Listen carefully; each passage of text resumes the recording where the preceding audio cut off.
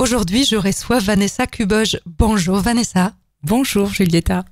Je suis ravie de t'avoir ici parce que nous allons parler de l'histoire d'une femme engagée, la tienne, l'acceptation de soi, Également. un gros sujet magnifique, et le lâcher-prise. Et ouais. Un programme magnifique. Comment tu te sens ce matin ? Très bien, parce que ça fait un petit moment que j'avais envie qu'on partage cet instant. Et j'ai hâte. Oui, l'histoire, elle est simple et belle dans sa simplicité. Tu m'as contactée sur Instagram, je crois. Oui, c'est ça. On s'est vu et tu m'as dit, j'ai envie de raconter mon histoire. Je ne sais pas comment, mais je sens que j'ai envie de dire des choses, j'ai envie de partager, d'inspirer. Alors je me suis dit, mais ce micro, il est parfait pour ça. C'est dans les grandes lignes exactement ça. Je me suis refait un peu l'histoire moi-même hier et je me suis dit, mais comment on en est arrivé là ? C'est ça, j'ai vu ton contenu, c'était exactement sur Instagram. L'histoire de chaque personne que tu as pu interviewer, homme, femme, m'intéresse. Voilà, c'est peut-être mon côté RH aussi, mais j'aime bien les aventures humaines, qu'elles soient personnelles, qu'elles soient professionnelles. Et je me suis dit, il faut que je la rencontre. Je ne savais pas encore précisément ce qu'on allait faire, mais de cette rencontre fait que voilà, nous sommes là aujourd'hui et c'est super. Oui, et ton histoire, elle est belle. Ça pouvait être l'histoire de nombreuses femmes. Oui. Et c'est aussi ça de raconter, mettre en lumière un parcours qui peut-être chez vous, dans votre cuisine, dans votre salon, vous paraît banal, mais vous verrez, il y a des points magnifiques, il y a des leçons que tu as tirées de tout ça, des inspirations que tu as émanées, où tu as rayonné dans ta vie grâce à tout ça. Et donc moi, j'ai envie juste faire rayonner ton histoire plus loin. Depuis combien de temps tu es engagée avec des malades et les aidants dans la maladie d'Alzheimer ? Alors, bénévolement, ça fait, je dirais, à peu près 2 ans que je suis engagée bénévolement. Et puis, en tant qu'aidante auprès de mon père, ça doit faire environ aujourd'hui 6 ans qu'il a été diagnostiqué. Donc, j'ai appris de cette maladie personnellement. J'ai appris aussi de cette maladie professionnellement, puisque le jour où l'histoire a commencé, j'ai voulu rester en adéquation avec le côté personnel et professionnel doit pour moi vraiment toujours avoir un lien. Et j'ai travaillé avec une agence qui s'appelle l'agence Petit-Fils, où on fait, on va dire, on accompagne au mieux les personnes âgées à leur domicile. C'est là où d'ailleurs j'ai rencontré le président de l'association France Alzheimer. Donc en tant que bénévole, je dirais 2 ans. En tant qu'aidante, 6 ans, et puis aussi, pas que pour Alzheimer, mais tournée vers les personnes âgées de par le métier de recruteur dans l'agence Petit-Fils depuis un petit peu plus longtemps. J'ai ce besoin d'aider, on va dire, voilà, qui est ancré profondément. En dehors de ton histoire de maladie de ton papa, Oui. qu'est-ce qu'il a été important pour toi dans cette association ou dans le contact avec les gens impactés par cette maladie ? Alors, ce qui est important pour moi, c'est... alors, user, c'est peut-être pas le bon terme, mais d'être en adéquation avec ce que je pense et ce que je fais au quotidien. On va dire, j'ai la conscience que le temps qui nous est offert est précieux. Donc, au-delà d'agir pour mon père, chose que je ne peux plus malheureusement faire personnellement parce que peut-être qu'on abordera les grandes lignes de la maladie, mais malheureusement aujourd'hui, on n'a pas les clés. Donc, Alzheimer étant une maladie neurodégénératrice, il y a un moment où on ne peut plus faire grand-chose. Donc, ta question, c'était au-delà de mon père, pourquoi ? Pour continuer le combat, pour faire évoluer les choses, et parce qu'à un moment dans ma vie, j'ai cru que tout était terminé, je veux mettre le temps qui m'est à profit personnellement pour faire de belles choses. Et je suis intimement convaincue que de faire avancer les choses peut servir à à plus grand nombre que mon père. Pour parler rapidement de l'association elle-même, Oui. si quelqu'un est touché par la maladie, d'une manière ou d'une autre, comment il peut retrouver, qu'est-ce qu'il peut espérer d'avoir au sein de cette organisation? Alors, on peut aider de toutes sortes. C'est-à-dire qu'on a des opérations de terrain. Donc, cette association est départementale. Donc, France Alzheimer Oise et maladies apparentées. Chaque secteur a des bénévoles qui sont là pour animer des activités. Donc, sur le terrain, on va avoir notamment les cafés mémoires. Les cafés mémoires, c'est un lieu qui est ouvert à tous, qui est ouvert aux malades, qui est ouvert aux aidants. Et c'est là où, dans une première démarche, chaque personne peut venir se renseigner de ce qui peut lui être apporté. Ça peut être un conseil, même pécunier, un conseil. L'association fait également des formations aux aidants parce que la maladie d'Alzheimer nécessite de rentrer dans le monde du malade. Ça a aussi un côté psychologique. Donc, on va mettre de la sophrologie en place, de l'équithérapie et puis à d'autres échelles que le terrain. On milite, c'est-à-dire qu'il y a peu, pour un exemple parmi tant d'autres, on a signé, enfin, elle est programmée, on va dire, mais c'est une grande avancée. Donc, vous avez un peu l'information en exclusivité, mais on va signer une convention avec la gendarmerie, ce qui va permettre aussi de former un petit peu plus le personnel, notamment à ce qu'ils appellent les fugues. Même si un malade d'Alzheimer ne fugue pas. Il s'égare, j'imagine. Voilà, il s'égare en cherchant à rentrer chez lui la plupart du temps. Et on va former le personnel, la gendarmerie. Voilà, entre autres, des opérations de terrain. La formation des aidants est quand même assez importante. Parce que Alzheimer, aujourd'hui, c'est un nouveau malade toutes les 3 minutes en France. Mais ce n'est pas que le malade. Et ce chiffre correspond aux malades diagnostiqués. C'est aussi les aidants. Parce qu'un aidant sur 3 décède avant le malade. Et donc, il y a un premier cercle touché et puis un deuxième cercle. Voilà, et aujourd'hui, il est urgent, bien sûr, d'intervenir pour faire évoluer les choses, mais aussi pour accompagner dans l'urgence le malade et l'aidant. Je pense que ça mériterait un épisode à part. Oui. C'est une parenthèse aujourd'hui. Probablement consacré à la maladie et à tout ce qui se fait dans votre organisation et d'autres. Mais moi, par ce récit que tu viens de nous donner, je voulais que tous ceux qui nous écoutent aperçoivent la femme engagée que tu es. Pour parler de ton histoire à toi. Et dans ton histoire, ce qui m'a beaucoup touchée, c'est ton combat, parce que c'était un combat, ça ne l'est peut-être plus aujourd'hui, je l'espère, de l'acceptation de soi. Oui. Pour tous ceux qui nous écoutent en audio, je vous invite d'aller sur la chaîne YouTube et nous regarder en vidéo. Vous verrez Vanessa, visage magnifique, femme sublime. Tu es une ancienne obèse. Oui, j'ai perdu, alors je dis toujours 60, j'en ai peut-être repris quelques-uns, mais...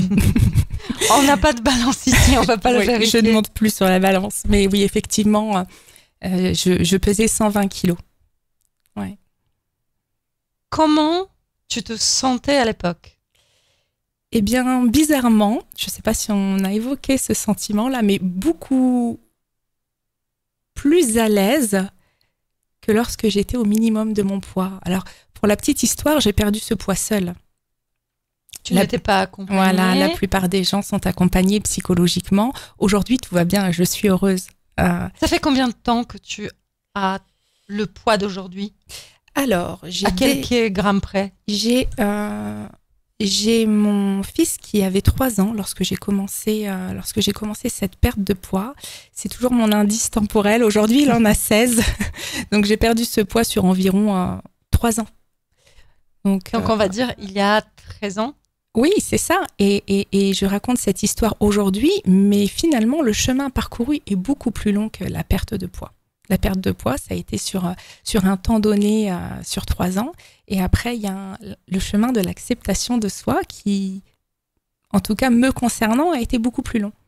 Donc, tu dis que quand tu étais au poids le plus bas, Ouais. quand tu étais la plus mince de ta vie, Ouais. c'est là où tu te sentais le moins bien? Ouais. Je sais que ça parle à certaines personnes qui ont un parcours similaire. Encore une fois, tu vois, ta chaîne de podcast et d'autres même peuvent parfois raconter des histoires telles que la mienne. C'est pour ça qu'aujourd'hui, c'est important que je raconte la mienne, qui ont certaines similitudes. Où d'ailleurs, il fait tout simplement chaud au cœur de pouvoir échanger, d'écouter le récit des autres et de pouvoir échanger. C'est pour ça qu'aujourd'hui, je me dis, il faut que je raconte mon histoire. Et certaines ont cette similitude-là avec moi, c'est-à-dire que la perte de poids, elle est satisfaisante. Donc, c'est-à-dire que sur 3 ans, elle est quand même longue. Et on est dans un perpétuel changement. On a le contrôle sur nous-mêmes, chose qu'on n'avait pas forcément avant. On perd du poids et c'est une victoire. Le plus dur pour moi, ça a été d'arrêter. C'est-à-dire que voilà, là où j'étais effectivement le plus fine, a été la période la plus difficile. Aujourd'hui, tout va bien. Alors, est-ce que je comprends bien que quand tu as été la plus fine, il fallait dire stop à l'amincissement? C'est ça. Qu'est-ce que tu as ressenti à ce moment-là? Alors, j'étais premièrement satisfaite du changement. En montant sur la balance, je m'apercevais bien que le chiffre n'était plus le même. Qu'est-ce que tu voyais dans le miroir? Alors, je voyais la perte de poids, la satisfaction.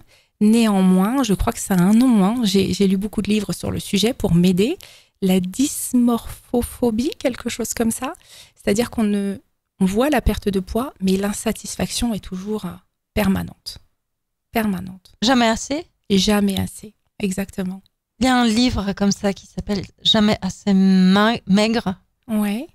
De Victoire Masson, qui était une top modèle et qui est tombée dans l'anorexie et qui avait une grande histoire avec la perte de poids. Tous ceux qui sont concernés, je les envoie. Le livre, il est poignant. Jamais assez mince, je crois, ou Jamais assez maigre de Victoire Masson. Donc toi, tu te voyais en te disant, ce n'est pas assez. Oui, jamais assez. Et à quel moment tu t'es dit, ok, on arrête?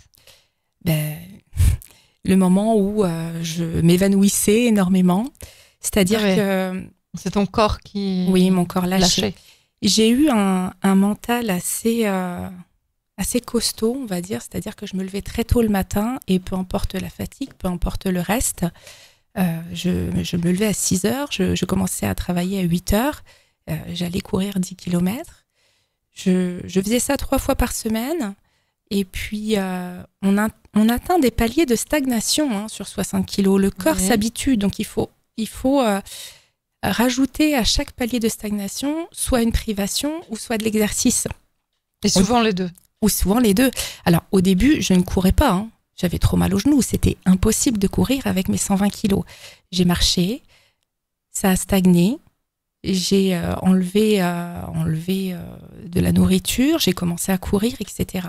Et puis, à la fin, on cherche toujours à enlever plus et à rajouter plus d'exercice. Donc, la prise de conscience, effectivement, quand on tombe dans les pommes deux fois dans la même journée. 8 heures et on boit 3 verres d'eau, on se dit voilà. quelque chose. Voilà. Et puis, il y a aussi la prise de conscience. Alors ça, je ne sais pas si on a eu l'occasion d'en parler, mais lorsque mon fils avait 3 ans, j'ai eu quelques petits soucis de santé, rien de grave. Je consulte mon médecin généraliste et il me dit, bon, écoute Vanessa, tu as quelques petites boules au niveau de la gorge, il faut que tu consultes. Donc je vais en consultation et je reviens à ta question, hein, et je tombe sur un médecin un petit peu, on va dire, à l'ancienne, pour rester poli. Restons polis. Voilà, qui ne me ménage pas et qui, en 30 minutes, me dit « Vous avez un cancer de la thyroïde ». Donc, je ressors de la salle d'attente et je vois mon fils qui a 3 ans. Tu me demandais tout à l'heure, ça fait combien de temps que tu as perdu? Alors, Ça, c'est vraiment quelque chose que j'oublie pas. Mon fils avait 3 ans et alors tout s'est bien terminé finalement. J'ai eu des biopsies à faire, des examens complémentaires et je suis chanceuse, pardon. Et je vois mon fils de 3 ans et je me dis, mais faut que tu fasses quelque chose. Il est trop petit, il faut que tu prennes soin de ce que la nature t'a donné. Tu as cette chance aujourd'hui de ne pas être malade.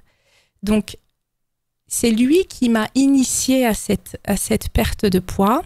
Et puis, tout un travail psychologique. Parce que le poids que j'ai perdu 60 kilos, mais je me suis aussi libérée d'un poids psychologique. Ça a été ma force. Ma force, c'est vraiment ça qui m'a permis de me lever le matin et d'aller courir. Et à la fois, c'est également mon fils qui m'a permis de ne pas aller dans l'excès. Lorsque je tombais donc 2 fois dans les pommes à la fin, je le regardais et je me dis, tu n'as pas le droit de faire plus et il faut que tu consultes. Il faut que tu consultes puisque visiblement, tu n'arrives plus à perdre et que dans le regard des autres, semble-t-il que tu es belle. Il faut peut-être que tu consultes. Et c'est là où j'ai rencontré une chirurgienne, donc je l'assume totalement, une chirurgienne esthétique qui m'a filé un super coup de main et qui m'a dit, Vanessa, arrête de t'épuiser, ce que tu as fait, c'est magnifique. Elle m'a écoutée, non pas comme d'autres qui m'ont vue comme un numéro, elle a écouté mon parcours, elle a été touchée, elle m'a filé un coup de pouce et elle m'a dit, tu ne pourras plus faire les choses toute seule, arrête de t'épuiser, je vais t'aider. À quel moment tu dirais que tu as commencé le travail d'acceptation de soi? Parce que de ce que tu racontes, les 3 ans de la perte de poids, c'était plus un combat qu'une acceptation. Exactement. C'était un combat. J'ai tiré de mon parcours personnel, qui en soi, comme tu le disais tout à l'heure, peut paraître banal pour certains. Il n'y a rien d'exceptionnel. Mais il n'y a pas de parcours banal. Du moins pas exceptionnel, mais c'est le regard que j'ai sur le mien, sur mon parcours, c'est une façon d'être en règle générale. À quel moment tu dirais que tu as commencé à t'accepter? Je dirais que je me suis acceptée à 90%. Je ne suis pas encore au summum de l'acceptation, mais ça, je crois que c'est malheureusement pas mal de femmes, malheureusement. Je pense que c'est pas mal de humains tout court. Oui, nous on s'adresse aux femmes, donc on parle des femmes. C'est vrai, mais effectivement. Je rencontre très souvent des hommes qui, derrière les airs de bonhomme, ne s'acceptent pas tant que ça. Oui, c'est vrai. Et je pense que l'acceptation à 100%, alors elle est magnifique sur papier, le développement personnel va prôner l'amour de soi, etc. C'est pas si simple que ça. Et cherchons pas la petite bête là où on a déjà des belles victoires. Ouais, je suis d'accord. Je dirais il n'y a pas si longtemps finalement. Il y a eu cette grosse perte de poids. Il y a eu ensuite une chirurgie esthétique réparatrice due à cette perte de poids. Et il y a encore pas longtemps, je réfléchissais, c'est-à-dire il y a 1 an, à refaire de la chirurgie, mais qui cette fois-ci n'était pas réparatrice, qui était juste du plus. Et chacun fait comme il veut. Bon, là-dessus, il n'y a aucun souci. Et j'ai dit non. Finalement. J'ai réfléchi, je me suis dit, encore une fois, tu as la chance d'avoir la santé, tu as 2 pieds, tu as 2 mains. Voilà, je me suis dit stop, quoi. Et puis, voilà, il faut t'accepter tel que tu es, boire du bon vin, chose que je ne faisais pas avant. Et bon, je pense avoir trouvé le juste milieu entre vivre agréablement sans pour autant compter mes calories du matin au soir. Ça laisse des traces. Hein. Quelle est ta relation aujourd'hui avec la nourriture? Il y a une relation de contrôle, toujours, quand même. Mais beaucoup moindre, moins dans l'obsession, on va dire. La restriction? Alors, c'est quand même assez constant puisque, et ça, c'est physique, c'est réel. Quand on a un corps comme j'ai eu, le corps a une mémoire. Hein, et il est fait pour stocker. C'est-à-dire que je vois mon mari et mon fils qui mangent le triple de moi. C'est totalement injuste. Et qui ne prennent pas un gramme. Moi, oui. Donc, j'ai pas fait tout ce travail-là pour rien. Je ne sais même pas si j'aurai la force aujourd'hui de recommencer. On va dire que je prends soin du travail que j'ai accompli et je fais quand même relativement attention. Mais là où avant je pouvais faire attention juste pour le regard des autres, juste pour un visuel. Aujourd'hui, je fais attention surtout pour ma santé. Voilà, c'est une autre façon de voir les choses. Est-ce que tu ressens toujours la peur de régrossir? Oui. Ouais. Enfin, la peur, je pense que maintenant j'ai le contrôle et je sais comment je fonctionne, que ça soit physiquement comme psychologiquement. D'ailleurs, du haut de mes 38 ans, j'arrive un peu à savoir comment la machine fonctionne. Donc, peur, c'est peut-être un peu beaucoup, mais je n'envisagerai jamais une grossesse. Je sais que je pourrais devenir exécrable. Non, mais bon, dans l'ensemble, ça va. Est-ce que après cette période de contrôle, j'ai envie de dire excessif, oui, de maîtrise totale de tout ce que tu fais, tu dirais aujourd'hui que tu arrives à lâcher prise? Parfois oui.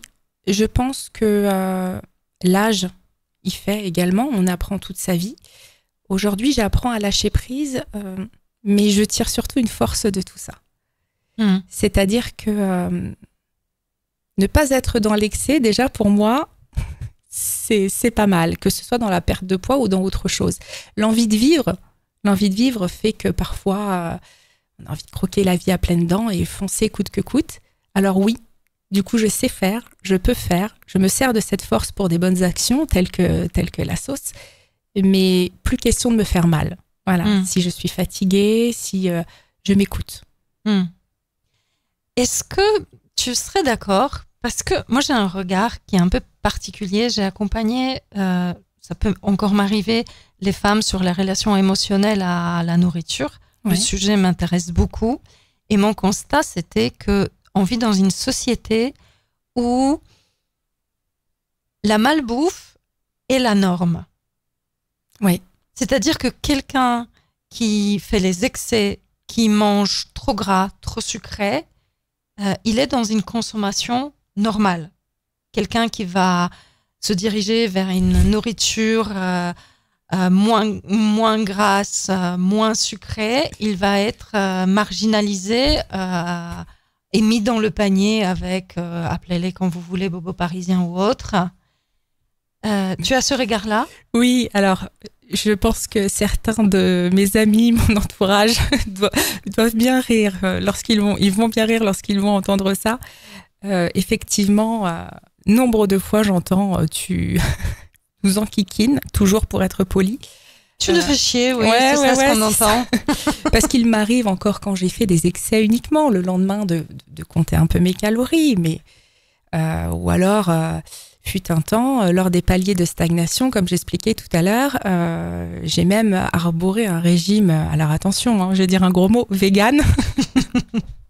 Effectivement, donc je te rejoins dans la société, les gens qui ont un régime qui leur convient ou qui est particulier sont vus un petit peu effectivement comme les brebis galeuses, quoi. Mais au final, ça part d'une démarche de prendre soin de sa personne et puis chacun voit midi à sa porte.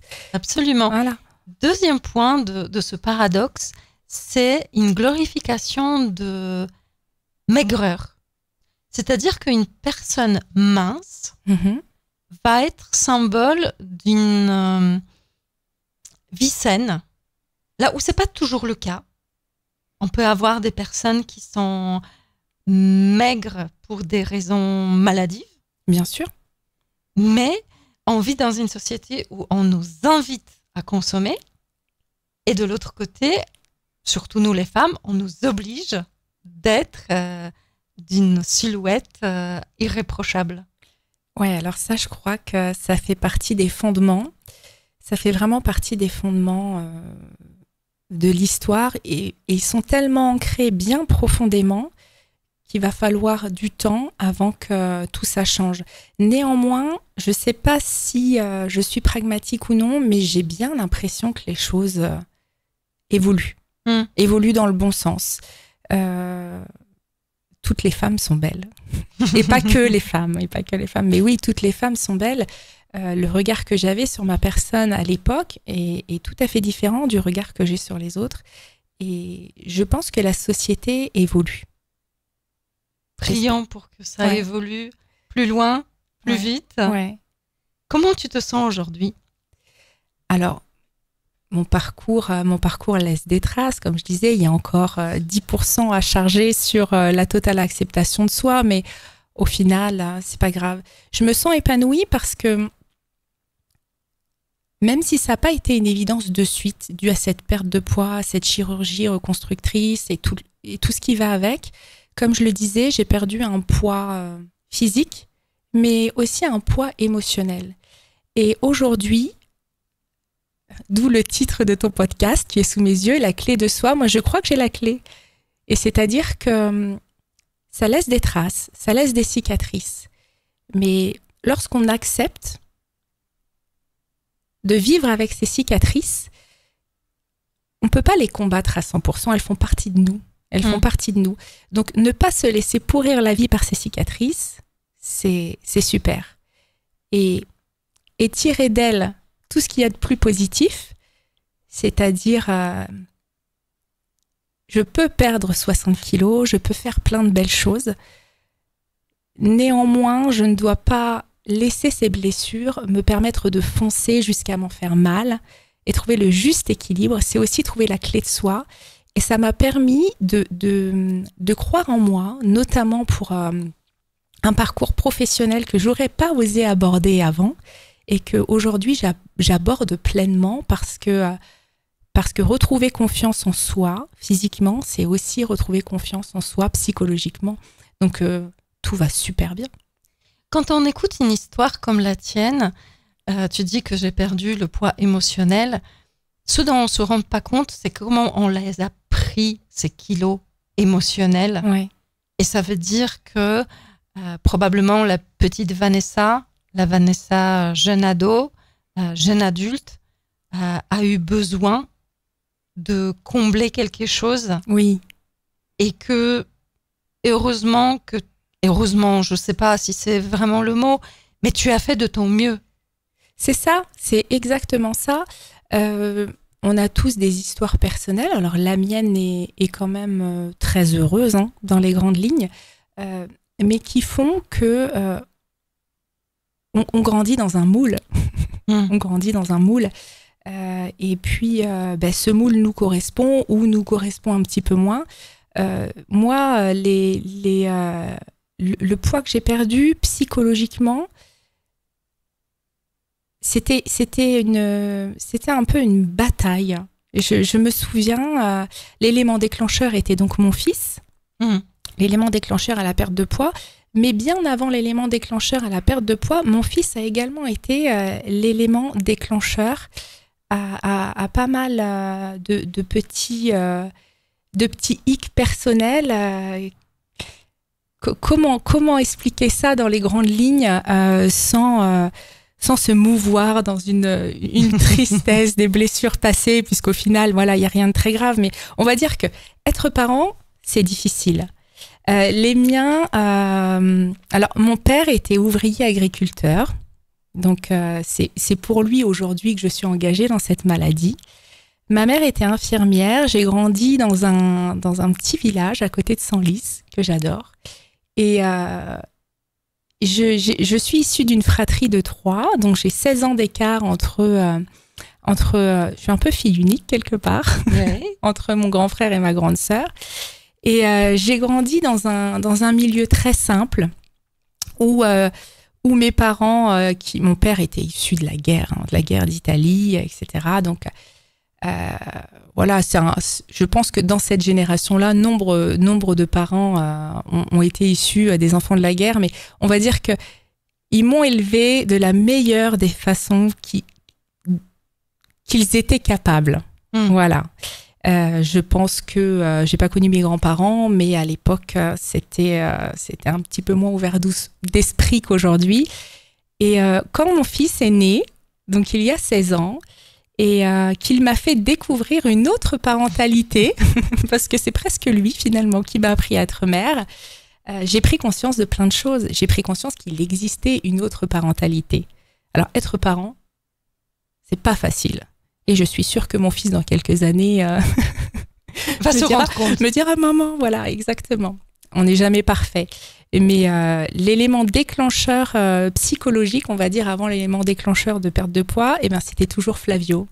Parce que il y a eu un lien entre nous qui était vraiment magique et qui m'a fait découvrir une autre parentalité possible, une autre parentalité que j'aurais voulu avoir. J'ai découvert qu'il pouvait avoir des liens très, très forts. Et ça a été super beau, mais ça a été un petit peu difficile. Voilà, pour rester dans les grandes lignes et ne pas rentrer trop. Ça a été un petit peu difficile et il m'a appris plein de choses. Et il t'a aussi poussé à une certaine lâcher-prise. Un certain lâcher-prise, exactement. Et il a ouvert ma conscience. Donc, une fois que cette conscience a été ouverte, je n'étais pas forcément d'accord avec ce que je venais d'apprendre. Et du coup, il m'a fallu courir des kilomètres et des kilomètres pour l'accepter. Après la colère, on accepte et puis on pardonne et puis on avance. Et c'est pour ça qu'aujourd'hui, quand on me dit comment tu as fait pour perdre 60 kilos, moi-même, je ne sais pas si je réussirai à refaire. Je me libérais d'un poids, comme je l'ai dit tout à l'heure, physique, mais aussi psychologique. Je me battais contre quelque chose. Je trouve c'est ça ce qui est formidable avec toi, c'est cet engagement et cette joie, cet épanouissement que tu peux tirer de ce parcours et de ce présent qui s'ouvre à toi et ta manière de vivre la vie épanouie. Ouais. Je pense que c'est exactement ce qui fait que je suis heureuse aujourd'hui. Je fais les choses avec conviction. J'ai un parcours plutôt atypique, puisque on pourrait presque croire que j'ai diverses personnalités. Ceux qui m'ont connue il y a 10 ans, qui me croisent dans la rue, ne me reconnaissent pas. Et en même temps, j'ai changé pas mal de jobs. Alors bien évidemment, dans tout métier, il y a des côtés positifs et il y a des côtés un petit peu plus négatifs. Néanmoins, le travail que j'ai fait sur moi personnellement m'a permis de prendre possession donc de mes forces et de mes faiblesses. Et à un moment donné, dans ma vie, je me pose et je me dis qu'est-ce que tu peux en faire ? À l'époque, j'avais même un petit cahier où je notais accessoirement, lorsque j'avais 5 minutes, les petites choses qui me plairaient de faire, qui me plairaient moins de faire. J'avais un côté j'aime et un côté j'aime pas. Ça peut paraître idiot, mais petit à petit, ce carnet m'a guidée. Et une chose était sûre, c'est que je voulais faire des choses qui, pour moi, sont des grandes choses, effectivement. Je n'ai pas eu l'occasion de faire beaucoup d'études. Et on a un peu ce syndrome d'imposteur, on peut l'appeler comme ça. Quand on prend un travail, quand on nous ouvre une porte et qu'on se dit parfois, moi ça m'est arrivé, je l'assume totalement, ne pas être digne de ce poste, on donne 10 fois trop, 10 fois plus, et puis au final, pourquoi pas. Quand on voit le résultat, on en est capable. Donc on avance, on croit en soi et on continue. Et quand on fait les choses avec conviction, il est important de faire les choses qu'on aime. C'est là où mon parcours personnel et mon parcours professionnel se rejoignent, puisque finalement, une amie m'a dit il n'y a pas longtemps, ton père te guide. Et je n'y avais pas pensé, mais je n'avais pas vu les choses sous cet angle-là. Mais effectivement, je pense qu'il m'a donné la force de perdre du poids. Et aujourd'hui, c'est l'aide que j'aimerais lui apporter. Vous voyez, en fait, c'est contre toute attente là où on se sent le plus fort. Et moi, je pense qu'aujourd'hui, j'avais encore une conversation avec le président de la sauce où je lui disais, mais tu sais que je fais ça avec mes tripes, en fait. Je fais ça avec mes tripes. Je suis là où je dois être. Il m'a dit, oui, je sais, Vanessa, autour d'un verre de vin blanc. Donc, peu importe la société. Alors, effectivement, je ne mourrai pas riche, je pense. Et encore, je n'ai que 38 ans. On ne sait jamais. Mais je pense être riche du cœur. Et en fait, pour moi, c'est ce qui est le plus important. Vraiment. Merci beaucoup. Écoutez, si cette histoire vous a inspiré, n'hésitez pas à nous le dire en commentaire. Envoyez des mots d'encouragement, de félicitations à Vanessa. Si jamais vous-même, vous avez une histoire à raconter, vous pouvez également me contacter et on peut en parler, voir si on peut construire ensemble un échange autour d'un micro pour inspirer d'autres. Est-ce que tu aurais un message de la fin, Vanessa? Un message de la fin. On va essayer d'être claire et concise. Lorsque moi-même j'écoute des parcours de vie qui sont similaires, personnels ou professionnels, je me sens tout simplement parfois moins seule. Et j'adore pousser la chose pour pouvoir échanger plus personnellement avec les gens. Donc aujourd'hui, que ce soit sur ma perte de poids ou sur certaines femmes, certaines personnes qui n'ont pas confiance en eux, ou notamment sur la maladie d'Alzheimer,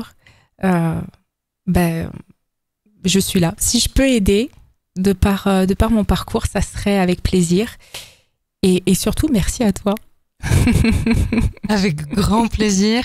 Merci et à très bientôt.